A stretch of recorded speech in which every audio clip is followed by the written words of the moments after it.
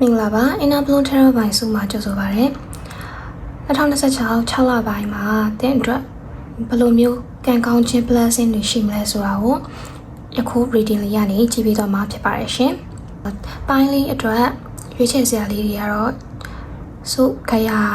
ကနေပြီးတော့မဟာဗောဓိပင်ကနေပြီးတော့ကြွေကြတဲ့တရွက်လေးတွေကိုကောက်လာတဲ့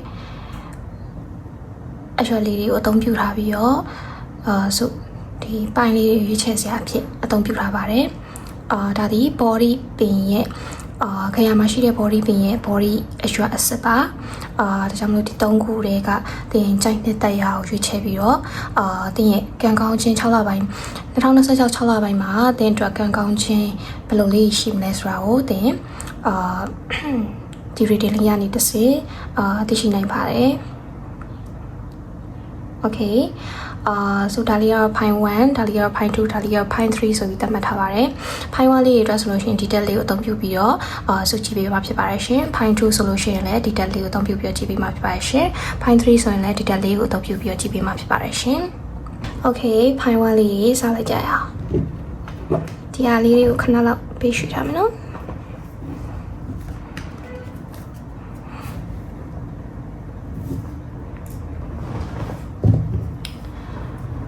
Okay, Pine Valley.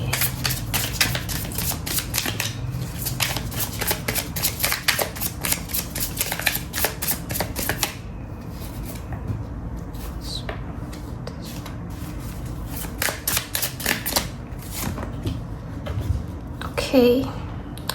Pine Valley အတွက်2026 6လပိုင်းမှာဘယ်လိုမျိုးကံကောင်းခြင်း blessing လေးလာမလဲဆိုတော့တင်ရဲ့ဆုံးဖြတ်ချက်တွေတင်ရဲ့လမ်းနေပေါ့နော်တင်ရှောက်ရမယ့်လမ်းနေမှာတင်ဆုံးဖြတ်ရမယ့်အရာတွေပြပြသားဆုံးဖြတ်ရမယ့်အရာတွေရှိလာမယ်အဲ့ဒီအရာတွေကလည်းတင်ပြပြသားရွေးချယ်လိုက်ပြီးတဲ့နောက်ပိုင်းမှာတင်အတွက်ပို့ပြီးတော့ကောင်းမွန်တဲ့အဖြစ်ပြမျိုးကောင်းမွန်တဲ့အခွင့်အလမ်းမျိုးကောင်းမွန်တဲ့အရာမျိုးတွေပို့ပြီးတော့ဖြစ်သွားမယ်ပေါ့နော်တင်ဆုံးဖြတ်ချက်တွေကိုပြပြသားနဲ့လှုပ်ဆောင်ဖို့ရှိတယ်အဲ့ဒီအရာကလည်းတင်အတွက်ကောင်းမွန်တဲ့အရာမျိုးဖြစ်လာပါလိမ့်မယ်နောက်တစ်ခုကတင်6လပိုင်းထဲမှာတင်ရဲ့အနီးနားမှာတင်အတွက်ကောင်းမွန်တဲ့တင်ကိုချက်ချင်းမြတ်တာအစစ်အမှန်နဲ့တင်ကိုကူညီပေးမဲ့လမ်းပြပေးမဲ့အပေါင်းအသင်းတွေတငယ်ချင်းတွေနောက်မိတ်ဆွေတွေဒါမှမဟုတ်ရှင်လည်းစီနီယာတွေလူကြီးသူမတွေတင်ကိုလမ်းပြကူညီပေးမဲ့သူမျိုးတွေပေါ့နော်ကောင်းတဲ့သူမျိုးတွေနဲ့ဆုံးဖြတ်ပါလိမ့်မယ်အဲ့ဒီကောင်းတဲ့သူတွေရဲ့လမ်းညွှန်မှုကြောင့်ပဲတင်ရဲ့ဘဝကလည်းပို့ပြီးတော့အဆင်ပြေတိုးတက်လာပါလိမ့်မယ်ဒီ6လပိုင်းနေမှာပေါ့နော်ဒါကလည်းတင်အတွက်ကံကောင်းခြင်း blessing တစ်မျိုးပါပဲနောက်တစ်ခုကတင်နခိုတွေကပေါ့နော်လုံးမယ်လို့ရည်ရွယ်ထားတဲ့အလုပ်တွေတွေးထားတယ်ဆိုလို့ရှိရင်6လပိုင်းထဲမှာတင်စပြီးတော့ပေါ့နော်အကောင့်ထဲပေါ်ဖို့စူးစမ်းတင်ပါတယ်ဒီ6လပိုင်းတွေကတင်အတွက်တင်အတွက်ပေါ့နော်ဒီလုပ်ငန်းကိုင်ကန်နေရစပြီးတော့ပွင့်လန်းလာတော့မယ်စပြီးတော့အကောင့်ထဲပေါ်ဖို့အတွက်အချိန်ကောင်းတစ်ခုပေါ့နော်ဒီ6လပိုင်းကဒါကြောင့်မလို့6လပိုင်းထဲမှာတင်အရင်ကတွေးထားတဲ့လုပ်ငန်းတွေဘာတွေရှိမယ်ဆိုလို့ရှိရင်ဒီ6လပိုင်းထဲမှာစပြီးတော့လောက်ကင်တင်ပါတယ်နောက်တစ်ခုက6လပိုင်းထဲမှာတင်ဘယ်ရောင်မှမပြတ်မသားပဲနဲ့တွန်းဆုပ်ပြီးတော့မလုပ်ပါနဲ့အရာအားလုံးကိုပြပြတသားနဲ့လုပ်ပါမလောက်ခင်မှာတော့စဉ်းစားပါဒီຢာကလောက်တင်လားမလောက်တင်လားတခြားစဉ်းစားဆုံးဖြတ်ပြီးတော့မှဒါလောက်ပါဒါပေမဲ့လောက်ဖြစ်ရင်လည်းပြပြသားနဲ့လောက်ပါအဲ့လိုကြီးတွန့်ဆုပ်ပြီးတော့မပြတ်မသားနဲ့တော့မလောက်ပါနဲ့ဒါအကြံပေးစကားတစ်ခုပါ guidance တစ်ခုပါနောက်တစ်ခုကကြတော့တင်6လပိုင်းထဲမှာတင်အတွက်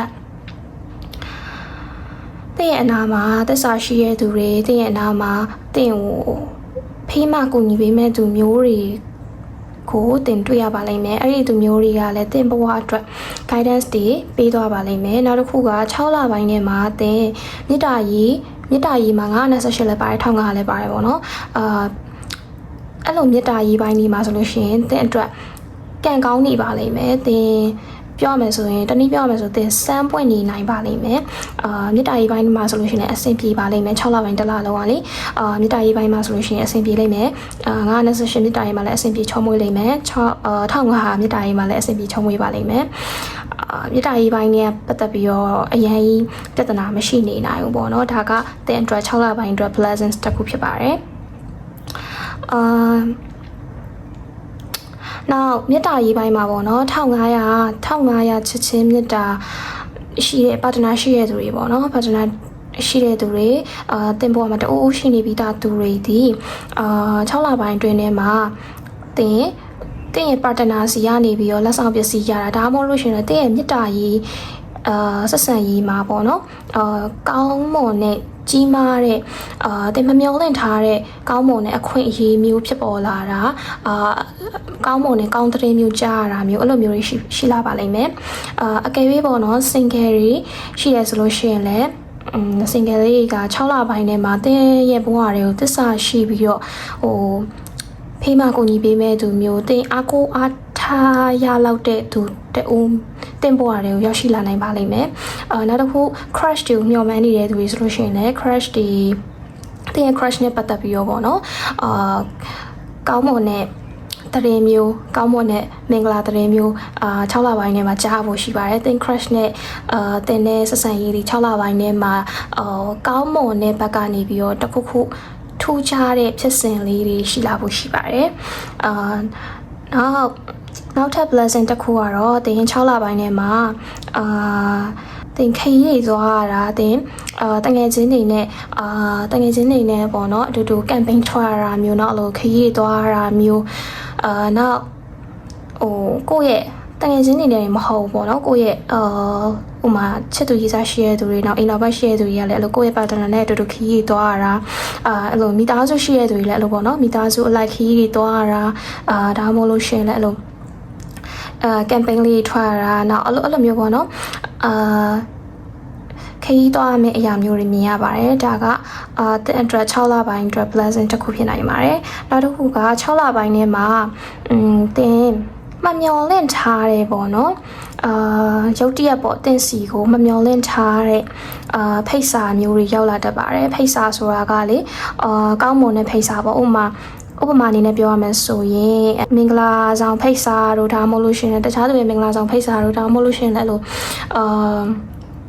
ကိုမိသားစုတွေကနေပြီးတော့တူဦးဟာစွန်သွားလို့ဒီရောက်လိုက်ပြီးတော့ဒီပွဲလမ်းတစ်ပံမျိုးတင်ရလိုက်ပြီးတော့စီစဉ်ပေးရတာမျိုးတို့เนาะအဲ့လိုမျိုးပေါ့เนาะအဲ့လိုမျိုးလည်းရှိလာတတ်ပါတယ်နောက်တစ်ခုကကျတော့တခြားသူတွေရဲ့အလူအတန်းတို့ဘာတို့အဲ့လိုဖိတ်စာမျိုးလည်းဖြစ်နိုင်ပါတယ်နောက်တစ်ခုကအဲ့လိုပေါ့နော်တင်မျှော်မှန်းထားတယ်တင်အလောက်ကိုင်းပေါ့နော်အလောက်ကိုင်းနဲ့ပတ်သက်ပြီးတော့တင်မှာအင်တာဗျူးလျှောက်ထားတာတို့နောက်အဲ့လိုမျိုးတင်ဘက်ကဆက်သွယ်ထားတဲ့အလောက်ကိုင်းတွေရှိရဆိုလို့ရှိရင်သူတို့ဘက်ကနေပြီးတော့အဖြေပြန်ပေးတဲ့ offer letter လိုမျိုးဟာမျိုးပေါ့နော်အဲ့လိုဟာမျိုးတွေပြန်ကြလာဖို့ရှိပါတယ် interview လျှောက်ထားတဲ့သူတွေ interview ဖြေထားတဲ့သူတွေဆိုလို့ရှိရင်လည်းအောင်ဖို့ percentage တော်တော်များပါတယ်အလောက်ကိုင်းခွင့်လန်းနေပေါ်လာဖို့များပါတယ်နောက်တစ်ခုကတင်ဒီ6လပိုင်းထဲမှာအလုပ်ကြီးပဲလုပ်နေရတာမျိုးမဟုတ်ဘဲနဲ့အလုပ်နဲ့ဘဝနဲ့က balance ဖြစ်နေမယ်ပေါ့နော်ဘဝမှာတင်အနားယူတဲ့အချိန်မှာလည်းအနားယူပြီးတော့အလုပ်ကိုင်းကြီးလုပ်တဲ့အချိန်မှာလည်းလုပ်ဖြစ်မယ်ပေါ့နော်အနားယူခြင်းနဲ့တင်ရဲ့အလုပ်လုပ်ခြင်းက6လပိုင်းထဲမှာ balance ဖြစ်နေမယ်ပေါ့နော်ဒါကလည်းတင်အတွက် pleasant တစ်မျိုးပါပဲဒါစုမြင်တာကတော့ဒီလောက်ပါပဲဖိုင်ဝမ်လေးတွေအားလုံးပဲအဆင်ပြေချောမွေ့ကြပါစေလို့